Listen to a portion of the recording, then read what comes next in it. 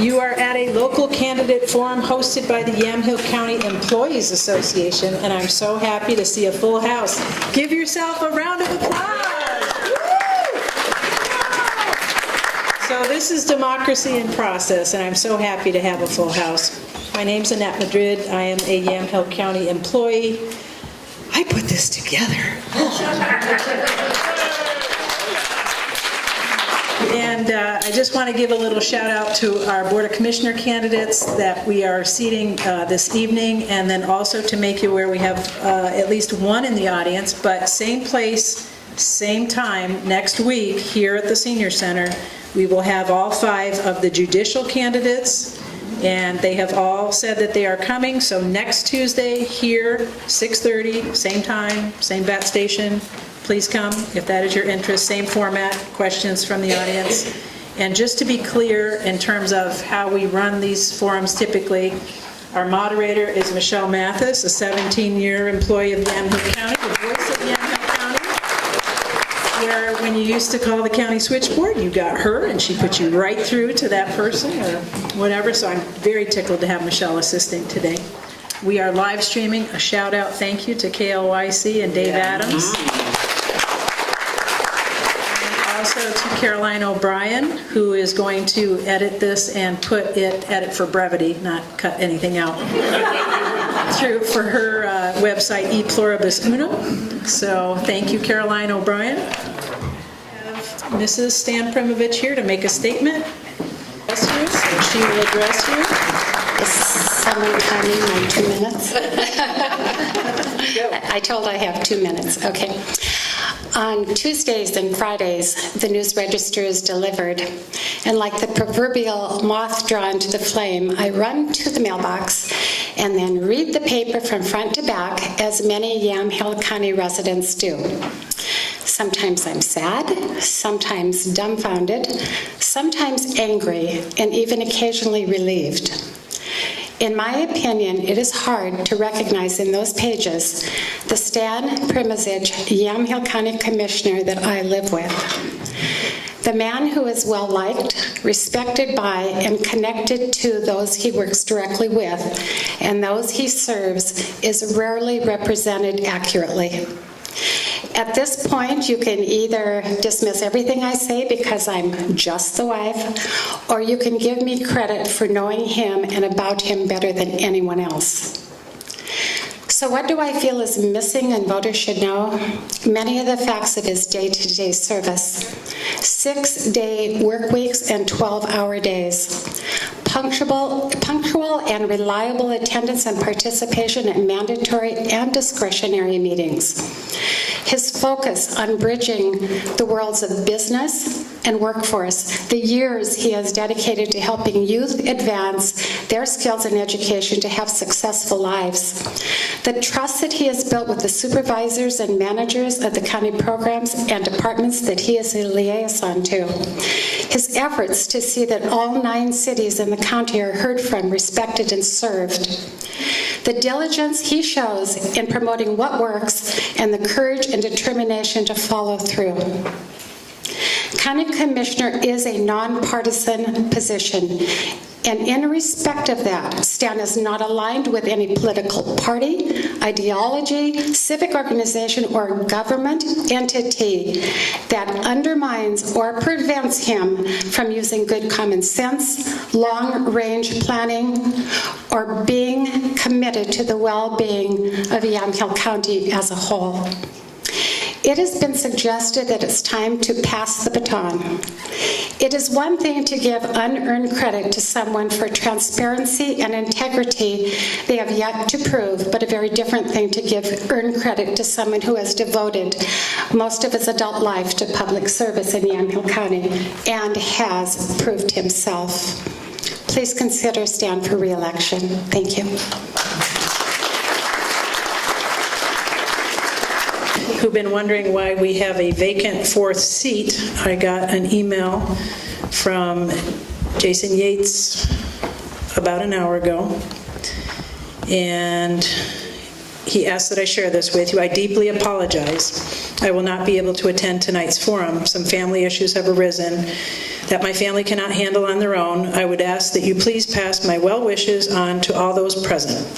I would also like to have the opportunity to answer any questions from the attendees. If you could send me the questions at the end of the night, I will gladly post my responses for all to see.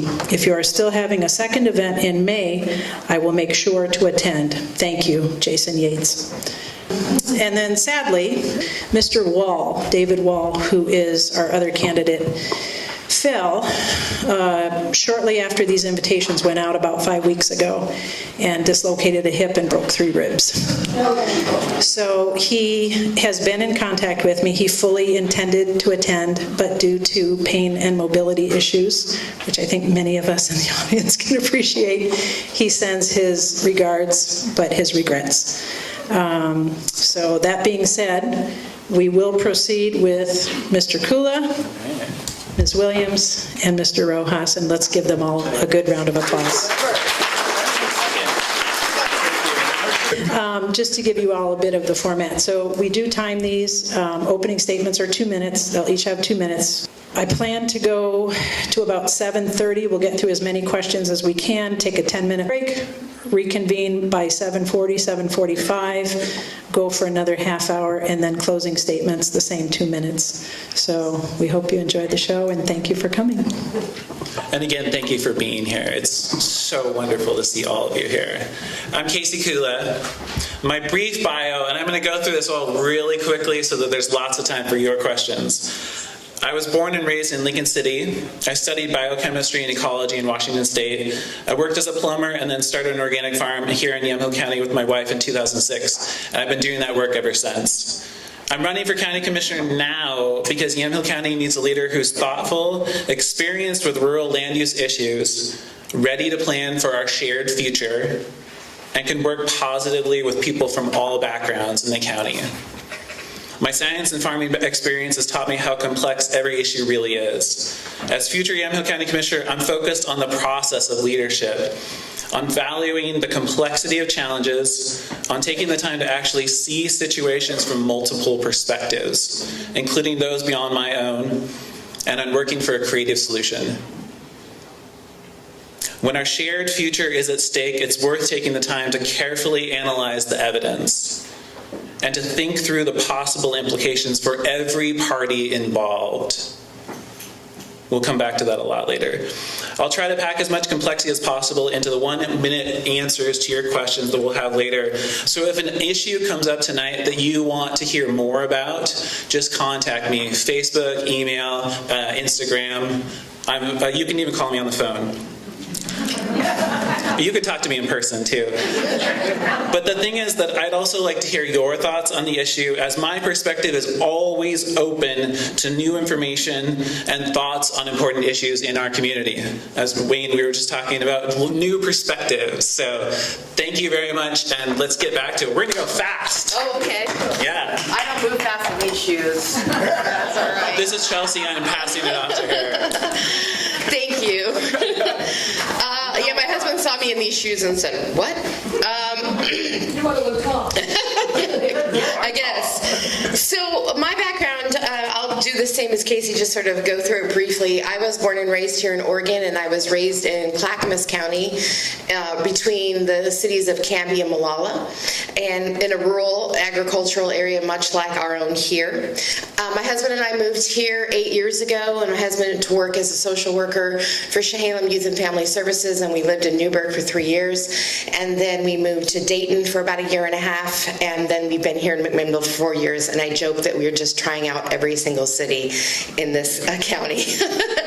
So currently I work at Oregon State University, where I teach public presentations and speech to undergraduate students. I'm about to graduate on June 16th with my master's degree in communication and adult education. I look at everything primarily through the lens of an educator, and this example here, running for county commissioner, is new for me, but I'm comfortable in that I am approaching it from an educator's lens.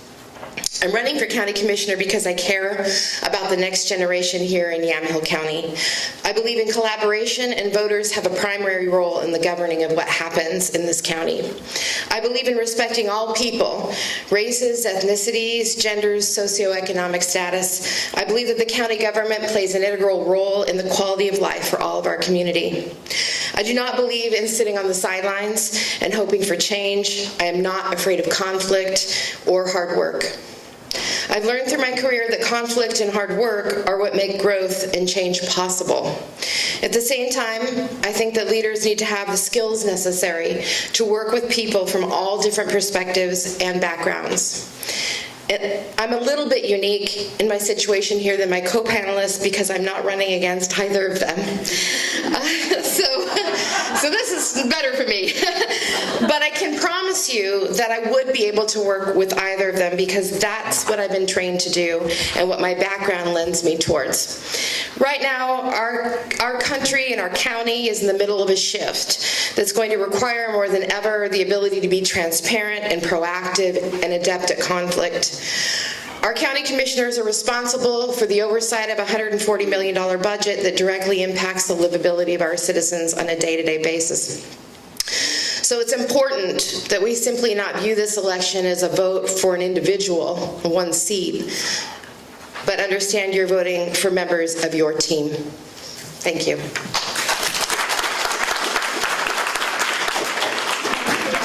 never did the who's running for seats. So we wanted it after your stop. So Casey and I hope this doesn't cut into my time. Casey, This doesn't count, please. yes, Casey and I are both running for position 1, and Chelsea's running for position 3. I might have to lower this because I'm shorter than both of them, but oh, thank you. I'm just gonna take this off. That makes it better. So I'm Josh Rojas, and I've lived here pretty much my whole life. In fact, Stan Primazich was my baseball coach, and so if he ever calls me Cookie, that's not a nickname I want anybody to use. But I have a vested interest here. I not only work for the county and get to experience the challenges that families face as a care coordinator. I work with all the different agencies and different systems within the county, so I see what our families are facing. And for me, it's a vested interest. I grew up here watching my grandfather as an advocate, and as a college professor here at Linfield for 31 years. And I always tell people, Clancy Hendricks is somebody who set a standard for me, somebody who set an example on investing into your community, serving others first. And for me, that's gone a long way. And I didn't realize, I guess, until we started getting into this process that I had made a decision a while ago when I got to shadow John Kitzhaber to see the impact that one person can have on a community, on a state, and it was important for me to do that. And so working for the county, I get to do that on a daily basis. I get to serve the community. I get to work with different agencies. I get to try to make things better, but I also see the challenges that are being faced. And for me, there's a lot that needs to be changed. There's a lot that needs to be worked on together. Collaboration, you'll hear me say that word a lot. That is something that's important to me, because this is what makes this, I think, election so great, is it is nonpartisan. So we have that opportunity to work together, put those differences aside, and actually make some changes. And you're going to hear from all three of the candidates. It's good to see that you have a youth movement here of people who really want to invest back into the community that shaped us. Because for me, that's important. With having 6 kids all together, 5 at home, to me, I have a vested interest, so that future is paved for my own children. And I want them to have the same experiences and be impacted the same way that I did. Because I wouldn't be here standing in front of people today if it wasn't for this community that gave me that opportunity and that shaped my thinking and that shaped my ability to serve others. So I'm excited for this. I said we're going to have a lot of fun tonight. Obviously, we're already laughing. Hopefully, it's not at us. But I appreciate you guys coming tonight, and hopefully we'll answer your questions. Thank you.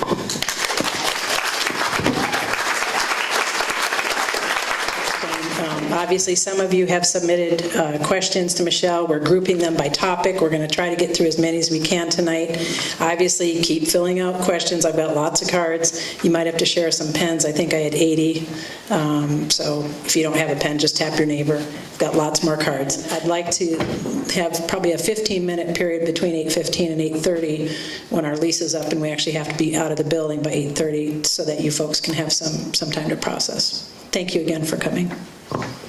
So I kind of grouped questions by the most popular, so we will start there. The Yamhill's West Sider Trail, do you support it? How will it be funded? And how do you understand it will be maintained? You choose. All right. As future Yamhill County Commissioner, I will work to develop safe bike and pedestrian routes connecting communities in Yamhill County. But as a rural resident and farmer, I want to keep those routes running along existing roads and highways so as not to increase the interface between commercial farming and public, which brings with it real safety and security risks on all sides. I want to just repeat that. Real safety and security risks on all sides. My priority for trails is to provide transportation routes for residents with the understanding that these routes can also be used for recreation as well. Let's begin by connecting Carleton and Yamhill because that makes sense. That's the project, followed by other towns that also have shared school districts. Lafayette and McMinnville, Newburgh and Dundee, and towns that share community resources such as Sheridan and Dundee. Sheridan, Willamina. Thank you. Yamhill's West Sider Trail, do you support it? How will it be funded? And how do you understand it will be maintained? If you review the concept of the Yamhill's Trail, the concept plan, it states on its cover, in partnership with Yamhill County. I find it unfortunate that despite this, the trail has continued to be utilized as a divisive tool in our local politics at the expense of the work of dedication of hundreds of volunteer hours since 1991 when it initiated. Based on the evidence available, I see nothing glaring now that does not have the potential to be rectified with sincere compromise. So in regards to paying for it, the plan does state, although it isn't specific, it does state that it should be paid for through state and grant funds. I do hear, though, and understand farmers' concerns and feel that the members of the trail and the county will make every effort to address them. I can't imagine that this amount of time and energy with volunteers would be put in to go to waste at this point. It's important to note that this initiative has been being worked on since 1991, and more specifically, the plan started to initiate in 1998. This is a long-term commitment that tells me that this has not been done in haste or without careful consideration or without the support of the county. I anticipate that it'll probably be funded until, or it will be maintained through folks who are willing. Bye-bye. Not Cookie. So from my understanding is that it'll be funded by state, federal, and grant dollars. I also know, too, there'll be some upkeep when it comes to providing security for it, which is our local sheriff's department.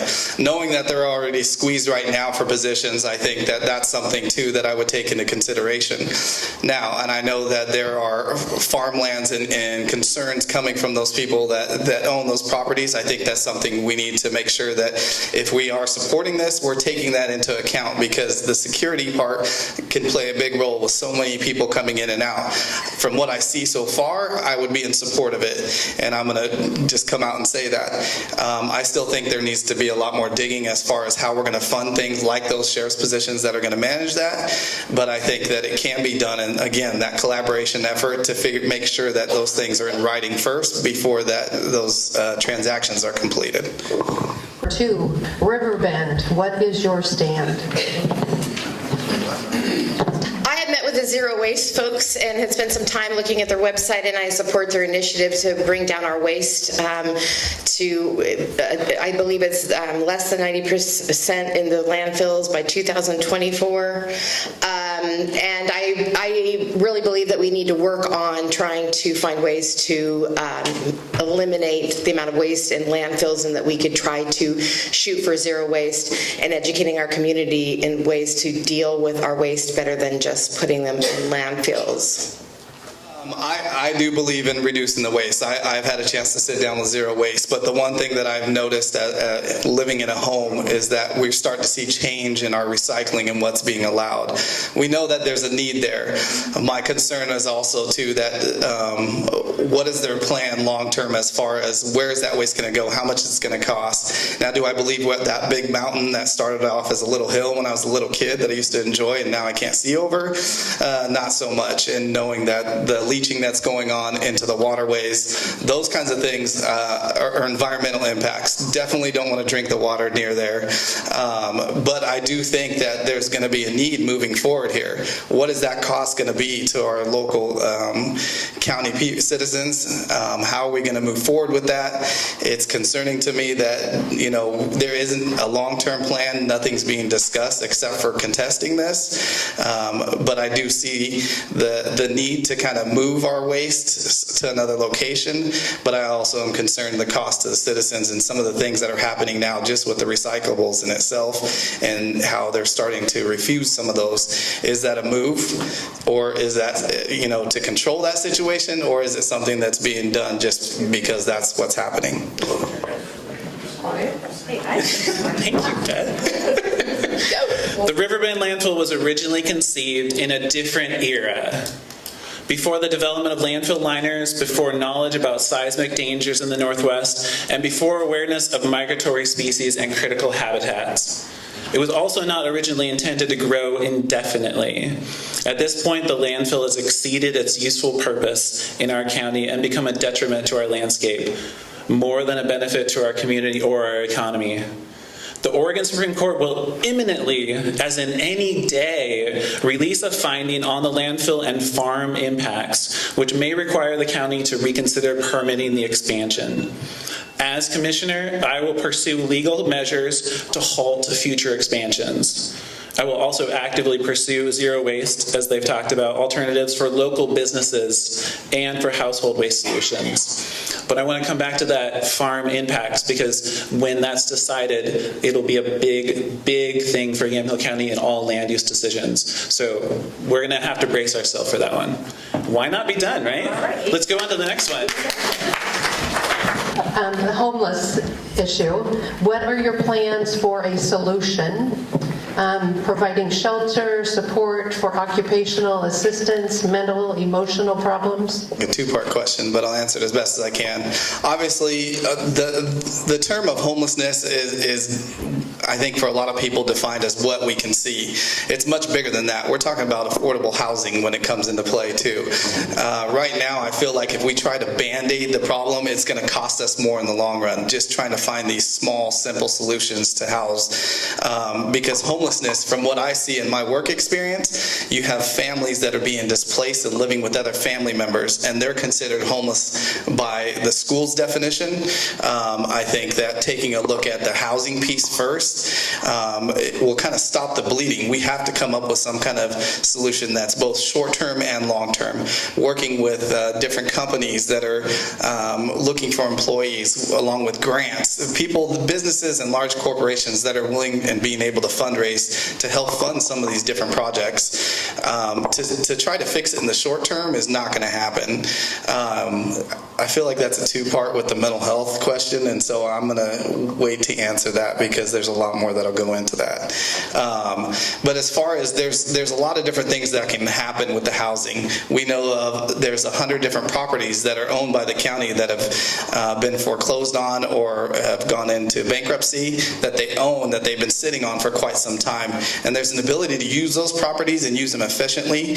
And I think that if we can start using those properties that we've been sitting on for way too long, instead of trying to figure out what we can build, I think that'll benefit all county taxpayers. So I have met with people experiencing homelessness in our community, and they communicated a message consistent with what I've come to understand about homelessness.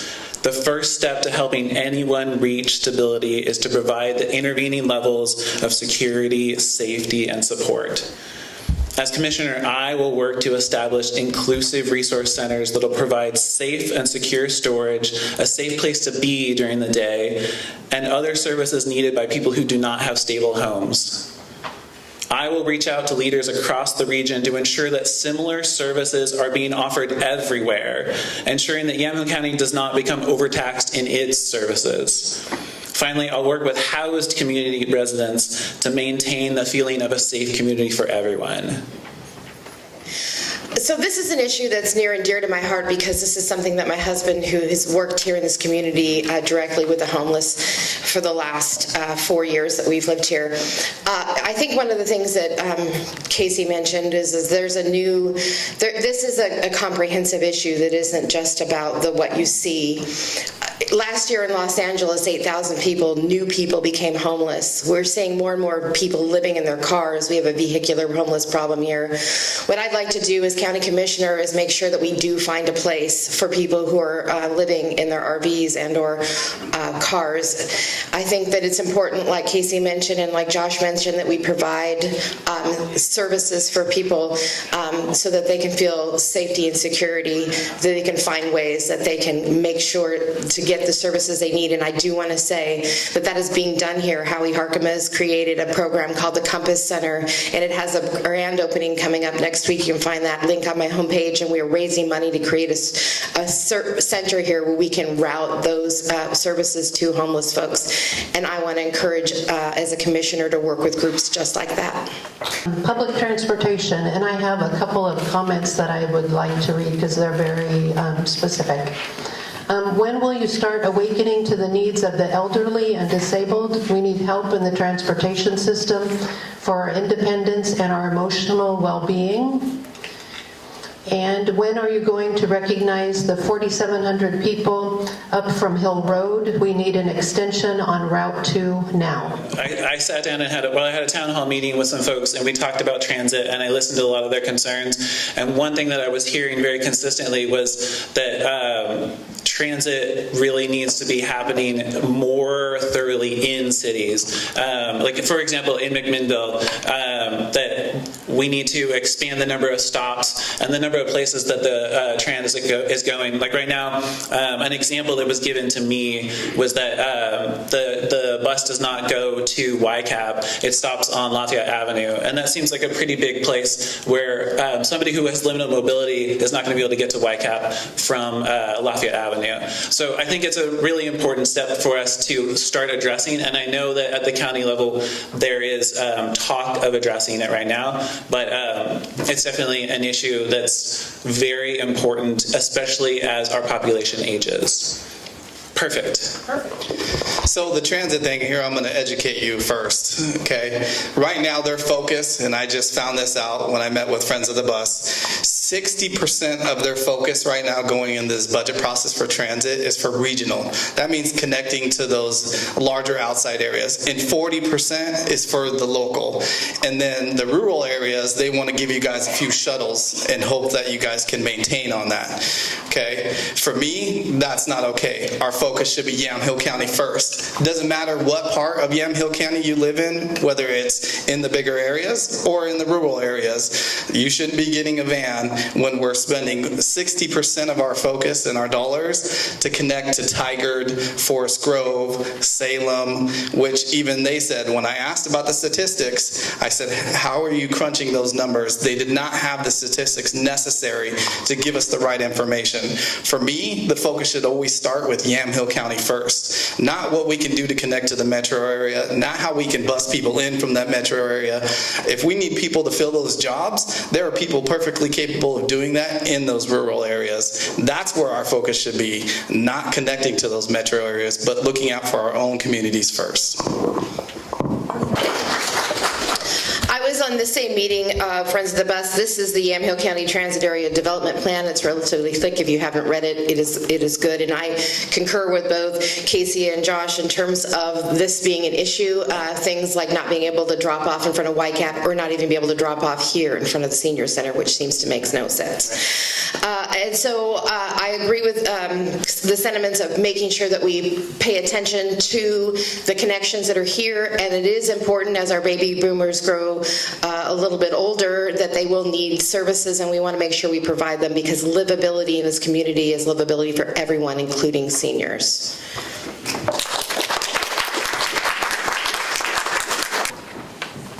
So So this one is a little long, so I'm just going to go ahead and read it. In what ways could you encourage the strengthening of restorative justice practices in Yamhill County? An example, juvenile victim offender restitution opportunities as an alternative to incarceration, use of victims panels, community service opportunities, etc., either through policy or personal leadership and idea sharing. So this is a favorite topic of mine. I actually have done a speech on eliminating mass incarceration at the local level. I believe that starts with voting in our judges. That's the first thing we need to do. We need to pay attention to the way that we approach crime in this country and also recognize that there is implicit bias and there are problems within our communities where we look at crime in a punitive way. And so I'm completely in favor of all of those things.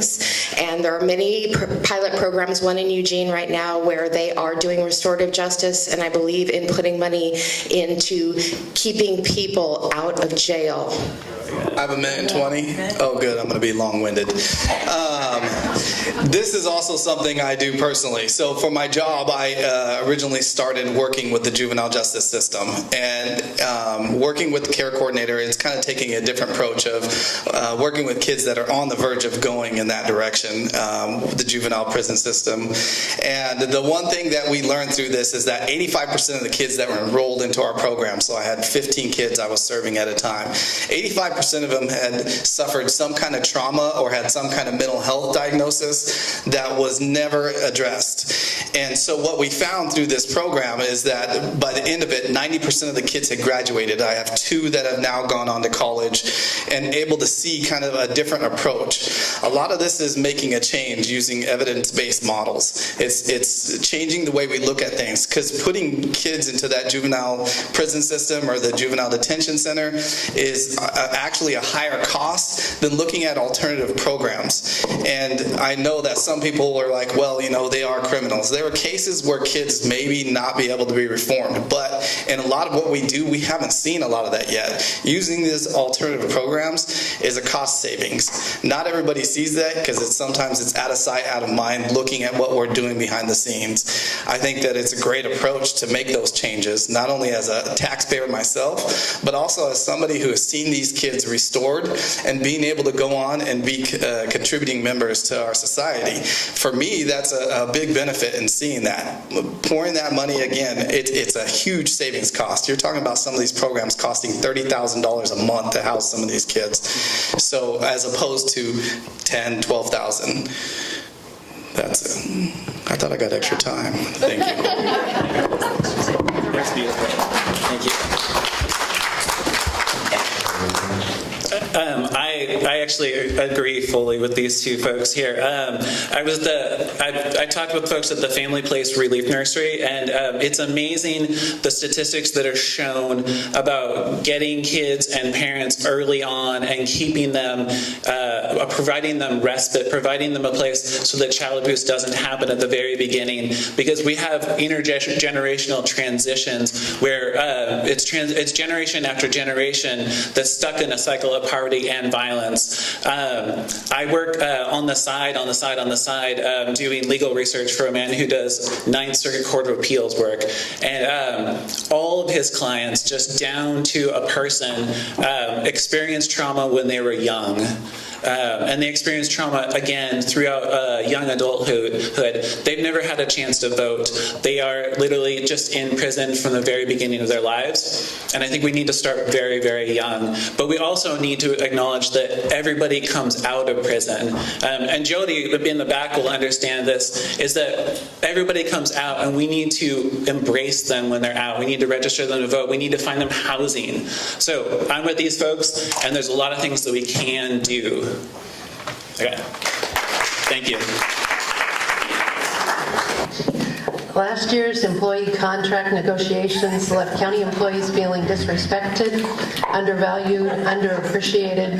The incumbents are aware of this. What would you do to improve employee management relations Employees are the backbone of the county public service. So here's something that didn't get covered, and I'm going to be completely public with this. Our Yamhill County employees were willing to take 1.5% instead of the 2% pay increase for labor management meetings. And what that is it allows our employees to work with management, meeting on a monthly basis in order to solve some of the issues that are happening within county operations. Okay, the amount of turnover that's happening has a lot to do with environment, has a lot to do with management issues, and that is nothing but a higher cost to taxpayers. Okay, because any smart business person knows it's going to cost you more in recruitment process before you can get any kind of benefit out of an employee. It takes almost 6 months to train them before you get any kind of productivity out of them. Labor management meetings would have solved a lot of those issues. It had nothing to do with the money issue. It had more to do with the respect and being able to work together to be more productive. Take some of that responsibility off, because there's more efficient ways of running the county than just the management's views, because those people that are feet to the ground, they know some of the things that we can do to improve those. And that's all I get.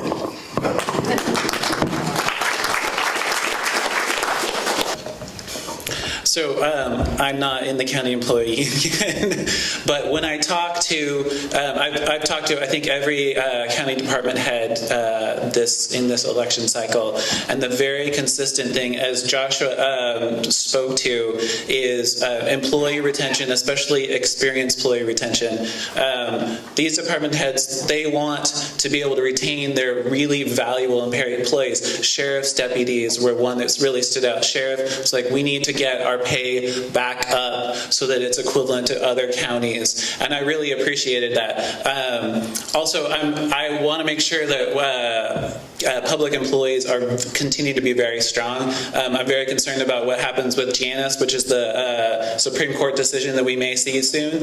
I think that paying a fair share is really important in county and public employee unions. So I'm with the county employee union, especially with encouraging retention.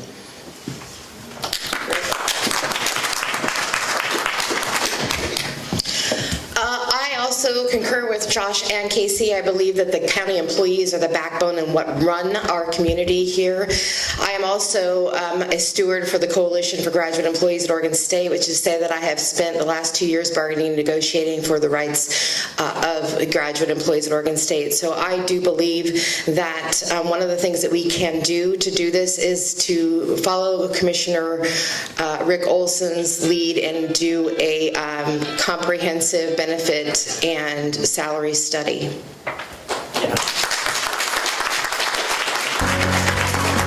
Oh, that was quick. It's 7:30. Let's take a break. Thank you. I hide it. All right. Thank you again, everybody, for coming. Just to clarify, this event was hosted for the general public by the Yamhill County Employees Association. We're very happy to see this kind of turnout. Apparently, there was some confusion, so I'm just going to restate for anybody that came late or didn't quite understand. All 7 candidates, the 2 incumbents and the 5 people running for these 2 positions for Yamhill County Board of Commissioners were invited. Our 2 incumbent commissioners pled previous engagements. I did offer alternate dates. They were not able to make any of them. But what I do have is, drum roll please.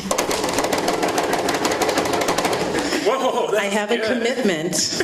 I have a commitment from 6 of the 7 to agree to do another town hall in Newburgh at the Newburgh Cultural Center. Mark your calendars.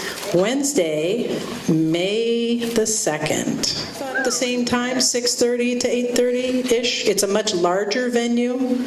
And as a service to our Hispanic community, we will have 1 or 2 translators.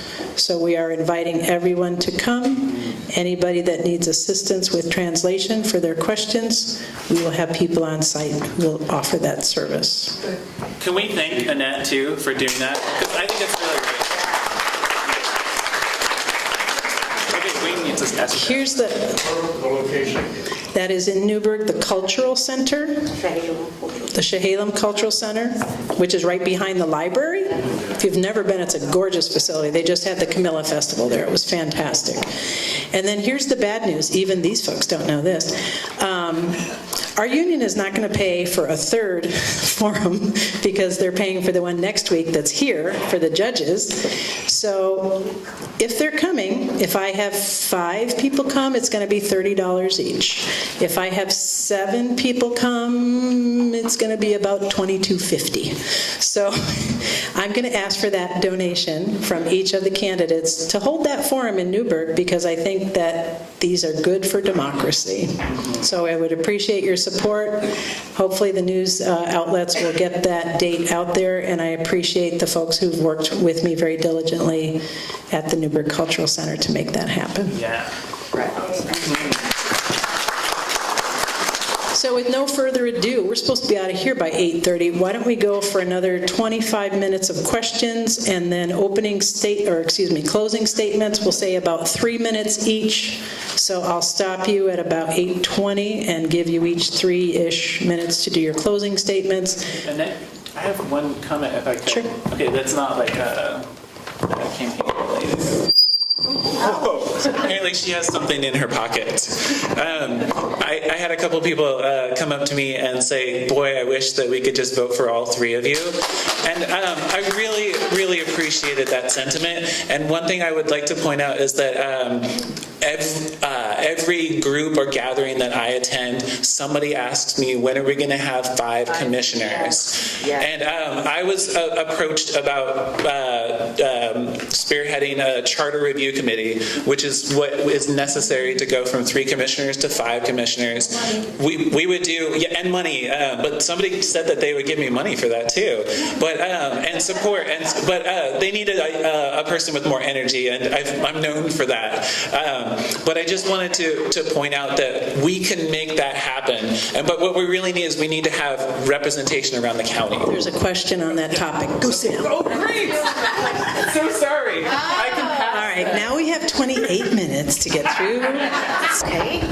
It has been suggested that Yamhill County go to district representation rather than at large, and that the number be increased to 5 by reducing salaries from $89,000 to $55,000 each to maintain same cost to county.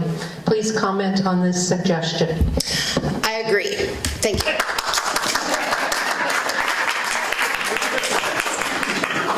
You can have the rest of my time. Actually, Josh may not, so. Well, Casey already took 45. Totally. I'm okay with I feel like you showed him the question ahead of time. My first question would be, would those 5 be able to make the same decisions that the 3 are? Because first we got to make sure that they're getting along. But for the most part, I think cutting it down. Do I think that there's too much money paid out? Yes, definitely I do. Knowing the numbers, $89,000, is that including benefits? Because I'm pretty sure that it's a lot higher than that. Where'd you get your numbers? Yeah, we're not going to go that route again. But I'm all for a larger panel. If it represents more of the county and more of the county's interests, then yes, I would definitely be in support of that. 15 seconds. You want to donate it? Yep. No. You already spoke. We should take 15 seconds away from me. Definitely. We can do this, but we actually needed to do it together. And what I'll try to do in my very short amount of time is explain what you all need to do and what we need to do to make that happen, which is we need to have 4,000 signatures all on a piece of paper that we bring to the county clerk. The county clerk will then trigger a charter review committee. The tricky thing is that the charter review committee is composed mostly of appointees of the commissioners. So we need to get a couple of commissioners. It's funny how they're not here, and so I feel comfortable saying this. We need to have people who are on board with a new future. So let's work on that. And then we'll put it up to a vote, and a newspaper in the area has committed to covering it very positively. So we've got some help. Yeah, positive notes. Okay, so not timing until after she reads. What are some of the issues facing our county in the next few years? I feel like we've already been answering some of those, but we know one is the affordable housing issue. And let me tell you why that's going to be probably the biggest, because it is layered. We think of affordable housing, it impacts a lot of different things. It affects our ability to have any kind of economic development by recruiting companies to come in, because if we don't have that housing, they're unwilling to come if we don't have the space to meet their employment needs. The other piece is it affects schools. You're seeing a lot more families being displaced, and especially in the rural areas where you see kids that are jumping from school to school, and it's impacting those rural areas. You have classrooms that were built for 15 to 20 kids now housing up to 30 kids, which my wife is one of them. She teaches in Amity. They're up to almost 30 kids in her second grade class. Then there's the housing piece. If we don't start working on that and setting some limits, policy, some changes there, you're going to see that those employees that are usually doing some of those service industry jobs, those that are taking some of the lower paying jobs, they're going to have to move away because they need to be able to support a family. And if they can't do that in this area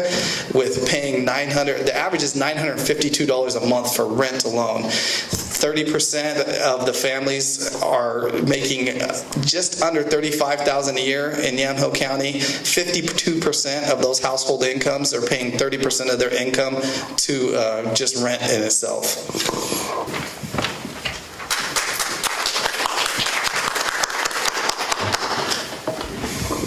I like this handy and holding it, so thank you, Josh.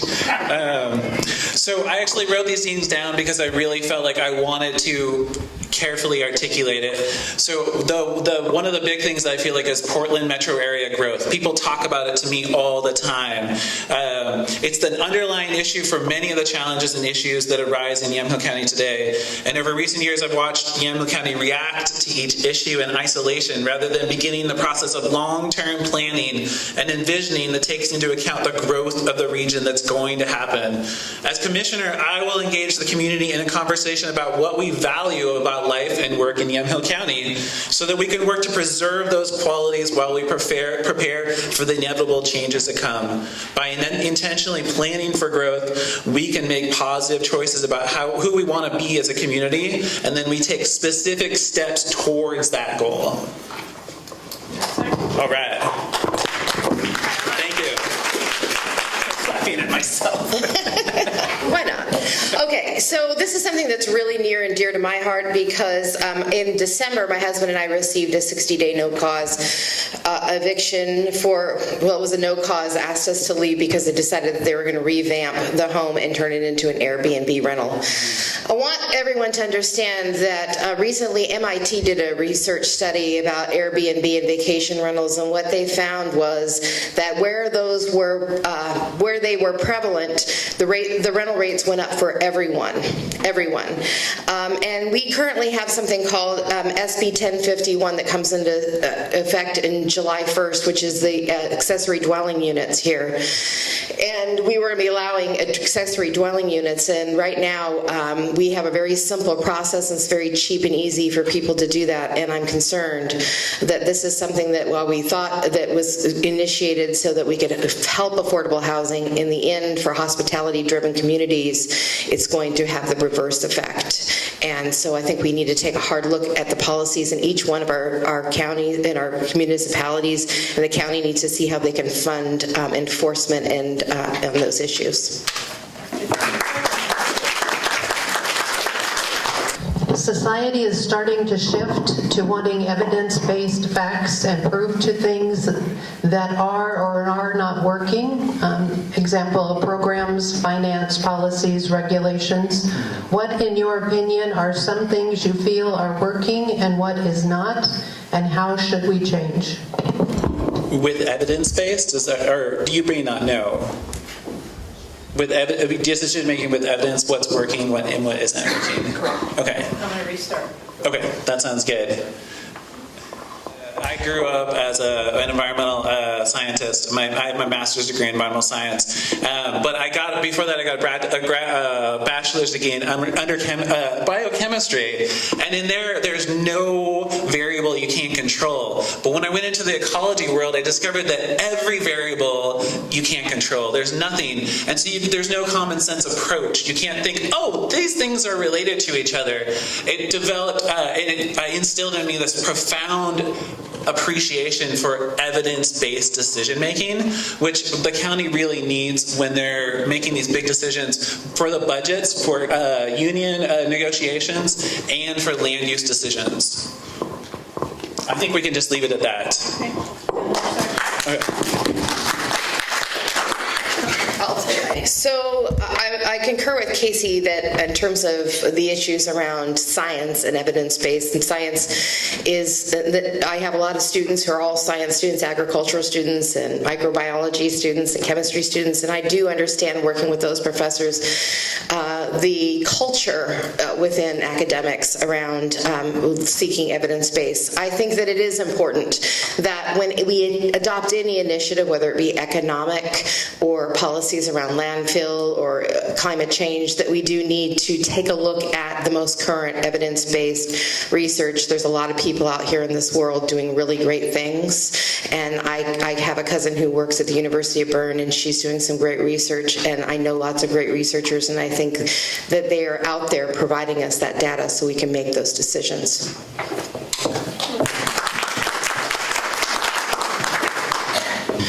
So again, I'm working for Yamhill County. We use evidence-based as far as operations and the program that we run. And it shows that it works when you can still meet your legal mandates with all the different agencies and different programs that are involved and still have an outcome that's positive and that meets the needs of all the different requirements that are coming. Where I see that evidence-based not being used in our county is in the budgetary process. There's no way that you could tell me that not shooting at future goals, not having some kind of plan, 5-10-year plan and looking ahead, that's not evidence-based. If you're aiming at nothing, then you're continue to just go wherever the wind takes you. That's not, in today's society or in business world, we cannot do that. We're using tax dollars to try to make the biggest impact we can in our county. That's evidence-based. That's something that we need to be focusing on, having some kind of plan where not only we understand what's going on, but the citizens and the community members, they can look at it, understand where we're going, and get behind some of those decisions that are being made. Because if not enough information is being shared, how are you supposed to make an informed decision that has some kind of evidence-based model?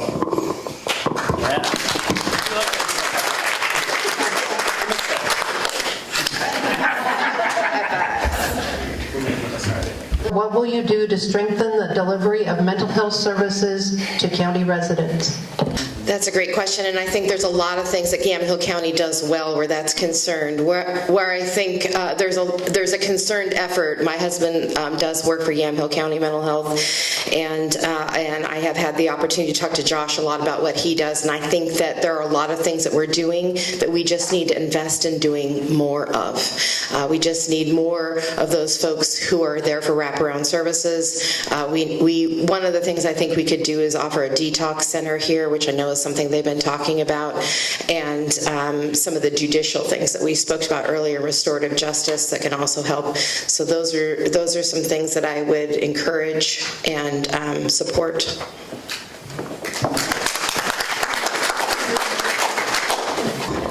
I am not quite the expert, but there was an assessment done for the overall health of Yamhill County in 2017, and it talked about the things that need to be developed in our county. We have a very strong overall health. I think the overall health, comparatively to other counties, we're ranked 9th in the state of Oregon. But the one thing that we're lagging in is a lot more preventative programs, focusing more of our money on the younger ages and reaching out into the rural areas. That's where we're lacking in services. If you look at, let's say Sheridan, for instance, 30% of the juvenile referrals are coming from Sheridan alone, which shows that there needs to be a change in focus. But the assessment that was done by a group in Portland. They said preventative programs, looking at things that are addressing the opioid crisis that's happening, that's costing us more long term.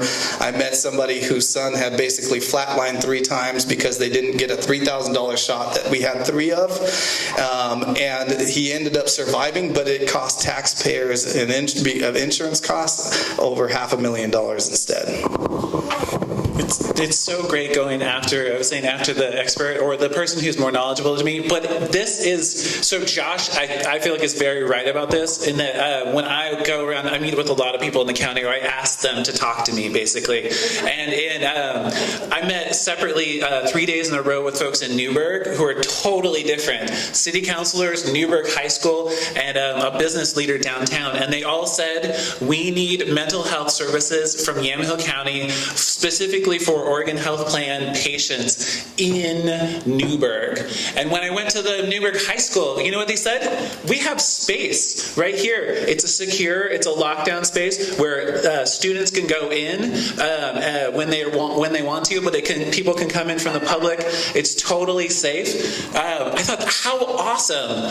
This is really needed, especially as well in the West Valley. I think that it should be co-located, mental health counselor services with the Family Place Relief Nursery. So we can do things to improve mental health in the county.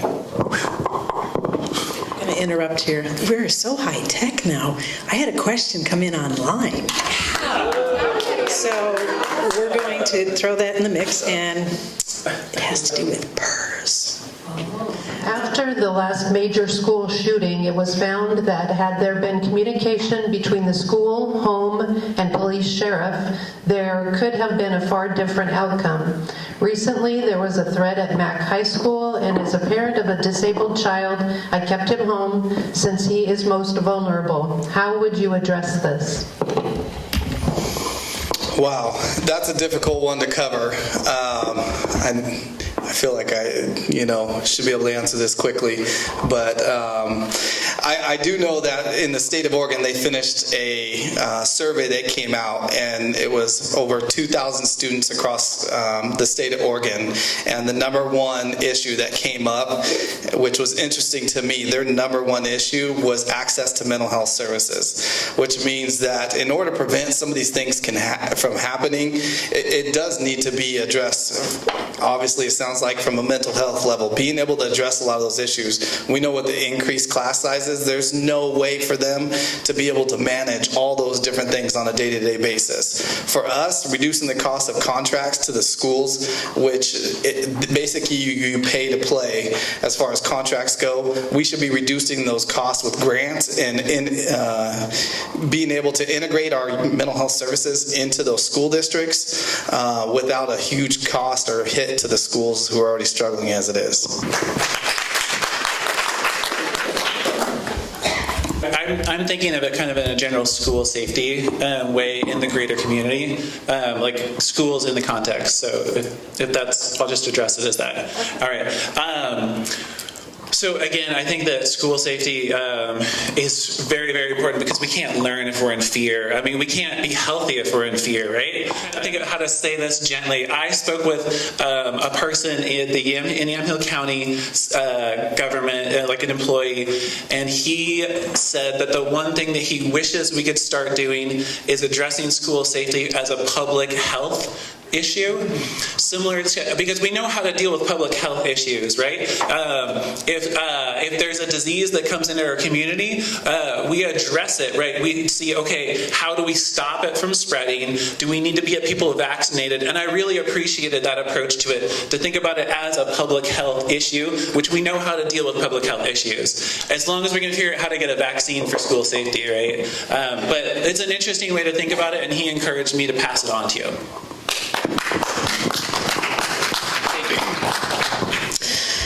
As an instructor at Oregon State University, this is something that I deal with every day. In fact, we also had a recent incident where someone was posting violent messages about what they were going to do on our campus, and we received an alert. I currently have 2 students, one this term and one last term, that were involved in active shooter situations while they were in high school. There's a lot of trauma for students who are involved and have been involved in this. Is a very serious issue. And while we sort of debate in our country about gun rights, I think there's some real issues that need to happen in terms of how do we address safety from a literal standpoint. One thing I saw was safe rooms that are now created for classrooms that that students can evacuate into. Also, school safety resource officers and better protocol. Working with the county, each municipality, I think we should have a school safety committee that streamlines our protocol around safety in school, especially with regards to shooting guns in school and the safety issues that our students are dealing with. So that, oh, thanks.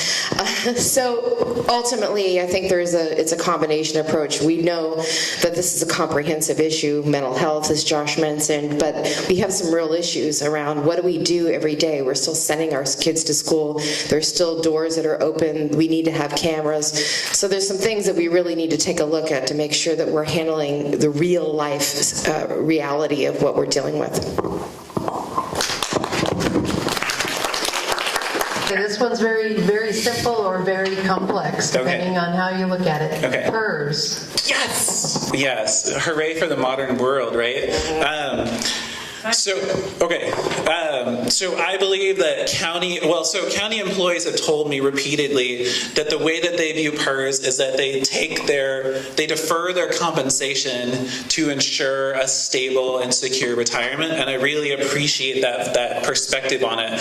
And I also believe that the state can work on PERS without taking away from retirees' promises. Hopefully that makes sense, what I'm trying to say. But as a farmer and as a person who works really hard in order to get money for retirement, I would really, really love to see a system that the state or the county can develop for people to actually have retirement who are just simply county residents. And I don't know how that would work, but I fear for so many of my fellow residents, especially younger people, that they're not going to have a retirement because they only have Social Security. And that's a really big issue to me. It kind of haunts me. And I really appreciate the work that unions have done to ensure that their members have retirement, but I think we need to look bigger than that. So hopefully that makes sense to you.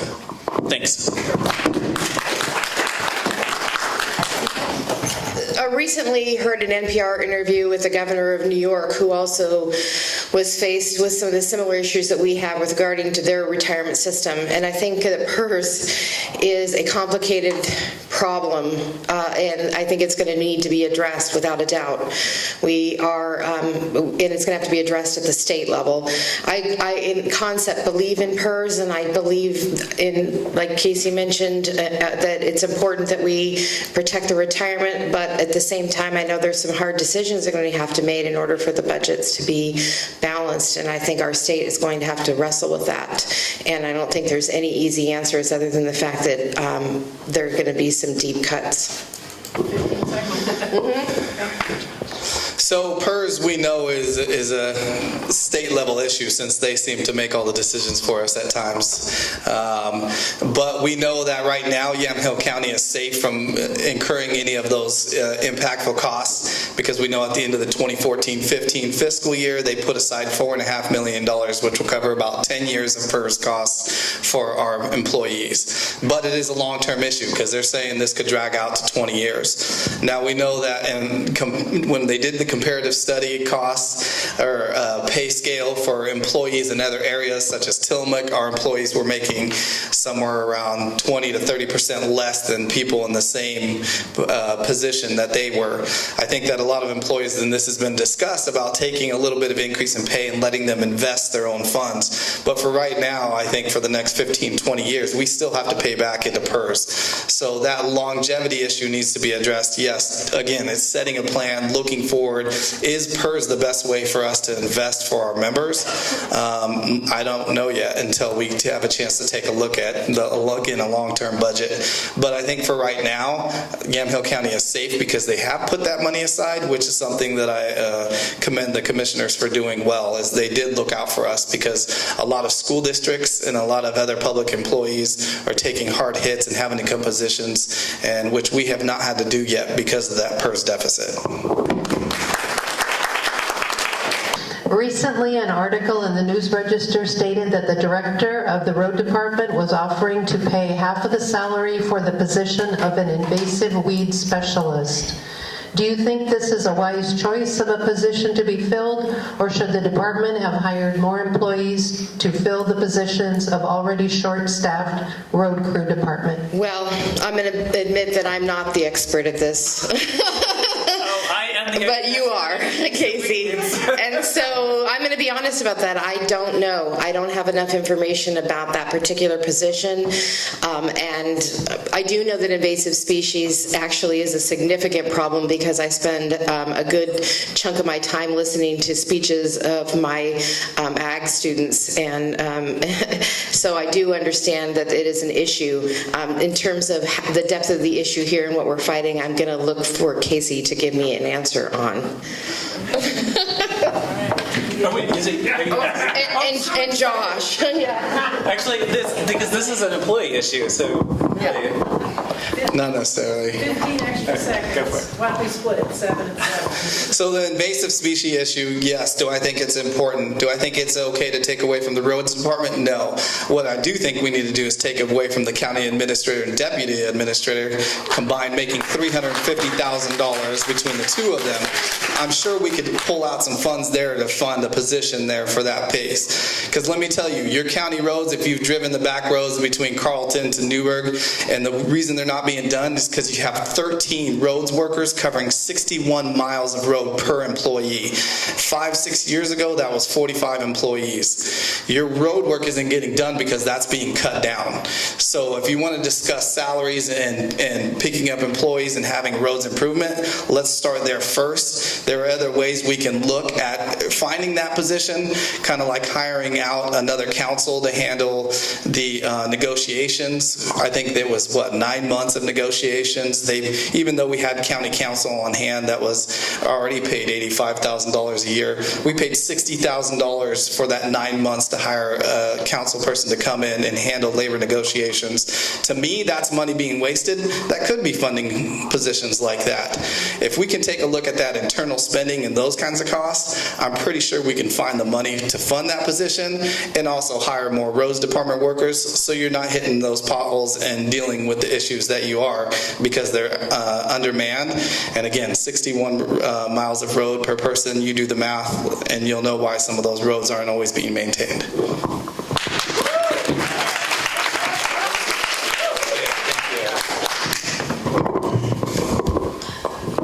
So those of you who lives in rural Yamhill County, can you raise your hand? Yeah. So you know how I feel. I know how you feel. And that Yamhill County roads are like our lifeblood, right? I drive my produce into McMinnville and into McMinnville and Newburgh every week on roads that, in some cases, I actually drive in the other lane because they're so poorly made. They're so rough. I don't want to make judgments here, but what I really do think we need to do, I think we need to increase the number of staff in the roads department, not on weed patrol, but on taking care of our roads. One thing that I talked with John Phelan about, excuse me, I shouldn't name names, with the road, the public works director, oh my gosh, is that they chose not to pull in money from the state transportation package because he felt like he was keeping up on his 10-year plan of taking care of the roads. And I thought, we have more people than ever driving our roads, and in the farm world, the trucks and the tractors are bigger and bigger, and it just takes a person to drive the roads to see that they are deteriorating, and again, they are our lifeblood. So we do need more people in the roads crew. And I know that it says stop, but it's an issue that's really important to Yamhill County rural residents. So thank you. Thanks for asking the question, whoever that was. It was only 8 seconds. So. Okay. How can we protect water quality for the future? Oh, that's yours. You're chomping at the bit. Josh was talking about employees, and I'll talk about it. It'll be great. I'm just gonna concede and say that this is an area that I haven't done a lot of work in, but I know that we're pretty lucky as far as in the McMinnville area to have the water and light company we do, and to be able to have the great drinking water that we do. I still think there needs to be improvements. I know that Carlton is doing a phenomenal job out in their area as far as managing the resources they have. There is always going to be room for improvement. Again, this comes back to the landfill issue. looking at different things that are going to impact that long term. There's also, too, with the drinking water and the water itself as a resource, we're looking at the growth that's going to happen as far as the increase in housing that's coming, the building projects, just making good use of those resources. But this is going to be Casey's forte here, because I think you sit on the water board, right? We all have a stake in it. All right. Thank you. Extra 5 seconds to Casey. Oh my gosh, it's my turn.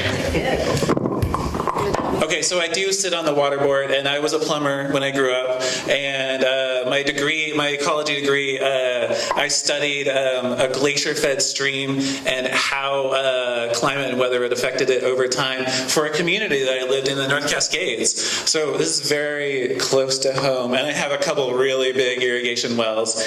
But one specific thing that we really need to address as members of a watershed are drain tiles. And unfortunately, drain tiles, so when you want to have better drainage in your field, you put in a drain tile, which is a big plastic pipe that attracts the water and then pumps it out. But what that's doing is it's inhibiting recharge of our aquifers. So every time it rains, we get water that goes down to our groundwater, right? Well, this water is being drained out of our fields all winter. It's causing higher stream flows in the winter, and it's causing lower stream flows in the summer. One specific thing that we really do need to address as a community, because each individual farmer can do whatever they want on their land, and that's where community comes in. Let's see. At the county level, each individual community is actually challenged by water. Even in McMinnville, we're working right now on a project to have multiple communities tie into the same water from the Willamette River, because we don't have enough water for the future in our reservoirs in McMinnville's in the mountains from McMinnville. So there's a lot of issues there, and we need to be aware of them. And we can do it. That's the thing. We can do it. Okay, thanks. I also will concede that I don't have a lot of information. I do know that I work with a lot of folks at Oregon State University who are involved in one of the only water mediation programs in the world. And water is an important resource. And I've spoken with them and know that we have a lot of water here, but like Casey said, it's really about how we're utilizing it. And I would, as a person who doesn't know a lot about this in the county commissioner role, I would really implore, I'm a person who believes in reaching out to those that do know and getting that information. I think a strength of a commissioner is to acknowledge what you don't know so that you can go out and find out who does know about it and get that information and make those decisions. And my role as a county commissioner would to do that and then to provide that data to you in a way that was understandable.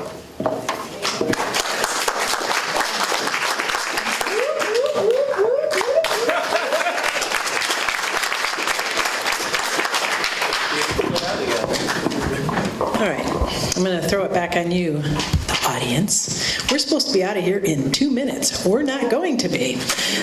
So I do want to give them a chance to do a closing statement. I was going to say 3 minutes, but I think we better cut it to 2. 2 and 2, that's 6, and that means 2. I've got 2. Okay. Erin, are you okay with 8:35? Not hearing, maybe she went home. I don't know. Maybe we can just stay here. But again, this was so much fun. Thank you all so much for coming. And if you want to do it again, come next Tuesday, listen to the judicial candidates here at the McMinnville Senior Center, 6:30, same format. Submit those questions. You can submit them online. Love to hear from you. Thank you for coming. And let's get these closing statements underway. Thank you. Again, thank you for coming out tonight. It's really, I'm amazed that so many of you have stuck around until the very end, but it's really wonderful to have your applause, especially. We get dragged down. So I want to close by expressing my gratitude for the experiences I've had as a candidate so far. I love this. I've been connecting with people all over the county every day, and I've come away with renewed appreciation for the thoughtful efforts of countless individuals who are working to make our community a wonderful place to live and to work. And I'm looking at you, Wayne. Sorry to put you on the spot. I'm also grateful to the people who have stepped forward and engaged actively in my campaign through dialogue via social media or attendance at the town hall events I've had. I appreciate the process of learning more from the diverse people who live here, and I've grown in my understanding of indeed how complex these issues are, which is why I want to again encourage people to contact me with follow-up questions, since 1 minute's not very far. As future county commissioner, I look forward to bringing that same feeling of positive engagement into all aspects of county leadership. I'll continue to foster a high level of communication between the Board of Commissioners and Yamhill County residents. Many of the challenges we face affect us differently, but I genuinely believe that if we take the time to sort through the complexity, we can find creative solutions together. I bring to the role an important background on key issues such as rural land use, and I look forward to partnering with people in other areas of expertise to together walk into our shared future. Sweet. Yeah. Okay.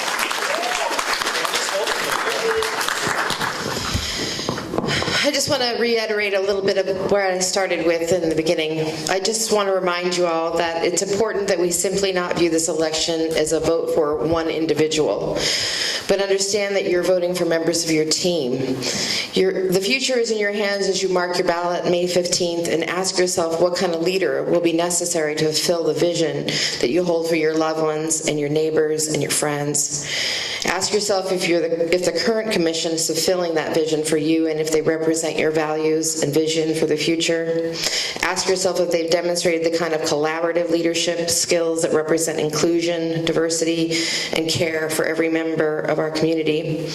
That is voting with your head and your heart. A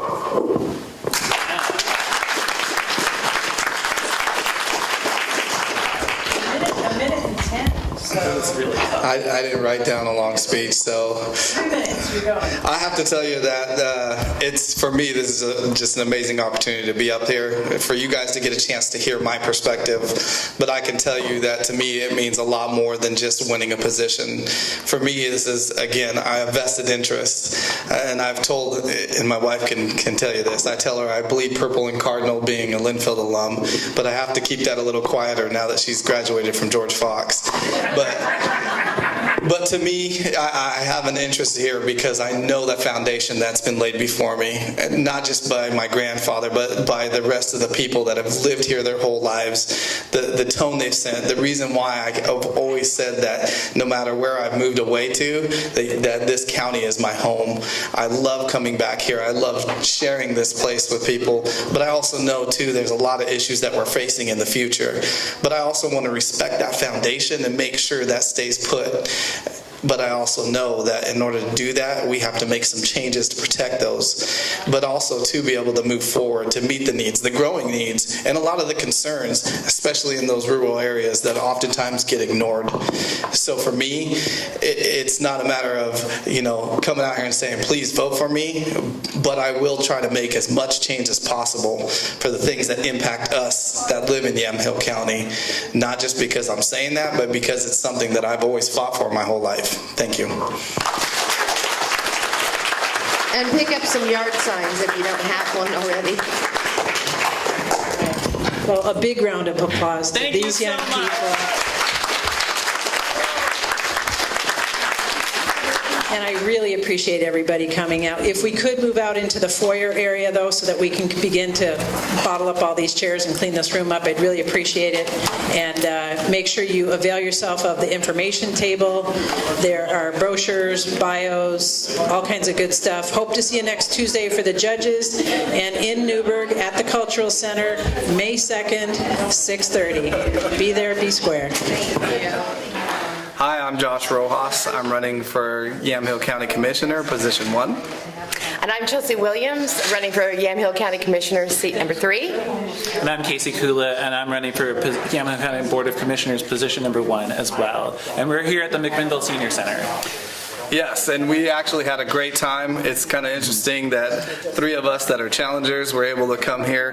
And I know oftentimes some of these political arenas can be pretty contentious, but it was just great to see. One, it's kind of a youth movement, and we had fun together. And I think reason being is we all three have the same sights as far as investing in our community and wanting to see change, but doing it on a level working together and not necessarily against each other, because we know that's the only way change is going to happen. That's right. Really reaching across party lines and differences, but we have a lot of similarities in the way that we approach the world.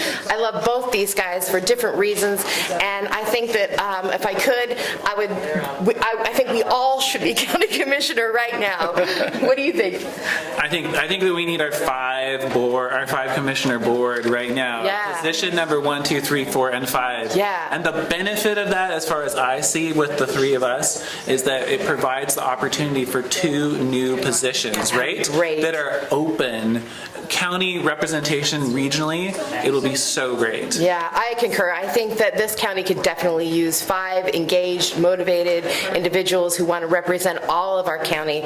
And there's no reason not to. There's a lot of support for that. And I think that that's something that we'll definitely be talking about as we go along. And you'll see that we reflect that in all of our events. We're reaching out to every single part of the county because we know that every part is important, no matter how big the city is or the rural area. For us, it's about including everybody, and so representation is a must if we're going to see change. And one thing I noticed is that there was a consistent message from you all, and I definitely adhere to this, which is planning for our future, Yes. right? Yeah. There's so many things about Yamhill County that we need to plan for, and there's so many things that we need to invest in Right. that we've been kind of running on empty, and I think it's time to do that investing, but we need to know, like you were talking about, the ship that doesn't have the rudder, so how do you know where to go unless you set those goals? Yeah, we definitely need to set a compass for change and vision that together co-collaboratively. So we hope that you will come along and do that with us. So at least get out there and vote. And whoever you pick, we're all for it. But again, we're working together, not against each other, so we're all excited no matter what happens in the end. May 15th. May 15th. So at the county level, we can't do affordable housing until we get some help from the state. That's a really big deal for us. Right now, the state has preempted rent control, which really inhibits the ability for poor people to be able to afford homes. Like, so many people are right on the edge. Right. And rent control will help us as we greatly increase our rent, and our wages can't keep up. Well, and we're not just talking about just, the homes. It's just being able to afford to rent a place. Yeah. And I feel like as county commissioners, you have a civic duty to work with the other local municipalities, to work on something that's streamlined across the board that doesn't just affect one community, but affects all of them within Yamhill County. And for me, there's a due diligence that should be taken care of, because you can bring all those municipalities together in order to come up with some creative ideas and creative ways. Again, we talked about it. It's collaboration. The same way that we're discussing and addressing these together is the same way we know it can be done on that county commissioner level. Right.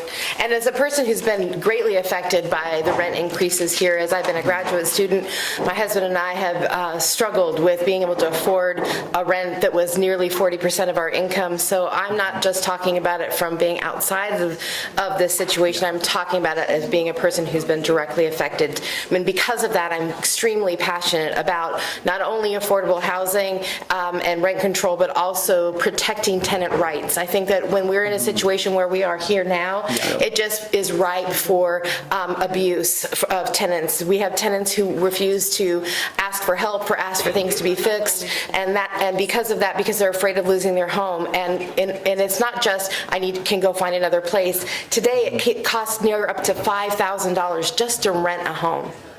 Hi, I'm Josh Rojas. I'm running for position 1, and we're here at the Senior Center in McMinnville. And I'm Casey Kula, and I'm running for position 1, Board of Commissioners. You want to talk about like the things that make you different?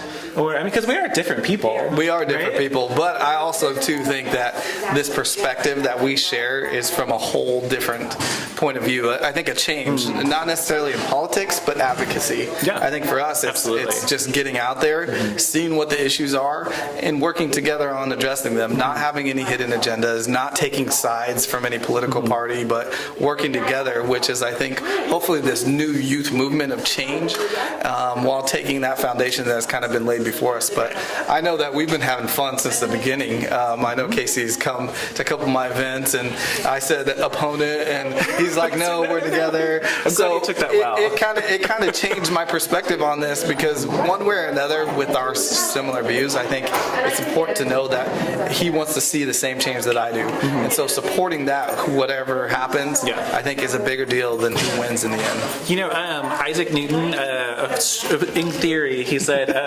if I have seen so far, it's only because I stand on the shoulders of giants. And I think about that a lot with Yamhill County, because I learn all these new things all the time. Like Lee Vasquez was telling me all about, shooting the guy who stole the gun at the courthouse, and then he passed off his responsibilities to, and I realized, I have a desire to move Yamhill County forward and look forward and take steps to go forward, but it's so humbling to find out all the things that have come before us. And I know there was a comment made, and it was kind of funny, about passing the torch to somebody who hasn't proven anything yet.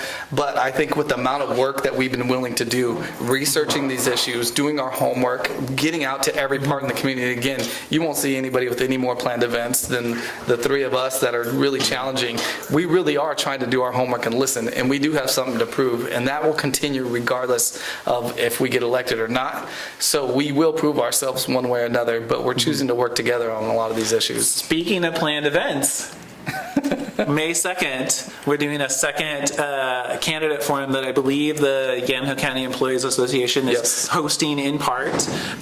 It'll be at the Chehalem Cultural Center in Newburgh, May 2nd, Wednesday, 6:30 to 8:30? Yes. Okay. And the reason we're doing that is we feel like Newburgh, we want to make sure we're reaching out to you. We've heard a lot of response that, hey, what about us? And we want to make sure we're inclusive. And this is actually being put on, it's supported by the YCEA, but we're actually willing to pay for it ourselves to help support this, because we want everybody to have an opportunity to hear all the candidates and not just those that show up.